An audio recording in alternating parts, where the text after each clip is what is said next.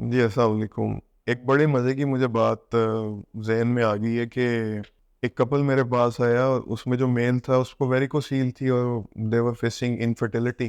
तो वो किसी सर्जन को उन्होंने विज़िट किया हुआ था और सर्जन साहब वेरिकोसील को बंद करने के लिए उनको बवासीर वाली दवाइयाँ दे रहे थे।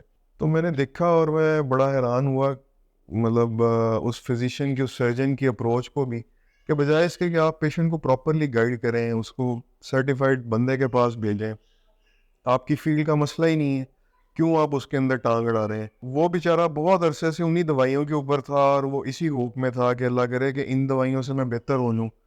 नो डाउट सर्जरी से पेशेंट घबराता है, शर्माता है, डरता है, उसके आउटकम से डरता है, इवन सर्जन खुद डरता है। लेकिन ये भी अल्लाह पाक की एक बड़ी नेमत है कि अल्लाह पाक ने हमें ये इल्म दिया है कि ये बीमारी अगर है तो इसका ये इलाज है और उससे इम्प्रूवमेंट आ सकती है। तो अगर आप जानते बूझते हुए अपनी आंखें बंद करते हैं, प्रॉपर बंदे के पास नहीं आते, तो ये आप अल्लाह पाक की दी हुई नेमत की नाशुक्री करते हैं। मेरा मशवरा आपको ये है कि अगर आप किसी भी किस्म की बीमारी में मुब्तला हैं, तो पहले तो आप देखें कि उसका प्रॉपर सर्टिफाइड डॉक्टर कौन सा है। उसको विजिट करें, उससे डायग्नोज करवाएं और उससे ट्रीट करवाएं। गली मोहल्लों में दोस्तों यारों के पीछे लग के क्वैक्स के पास या ऐसे बंदे के पास के जिसकी फील्ड ही नहीं है, उनके पास धक्के ना खाते रहें, ना ही अपने पैसे ज़ाया करें। तो काइंडली नीचे दिए गए नंबर पे अगर आपको कोई हमसे रिलेटेड मसला है तो उस पर हमसे रब्ता करें। Thank you.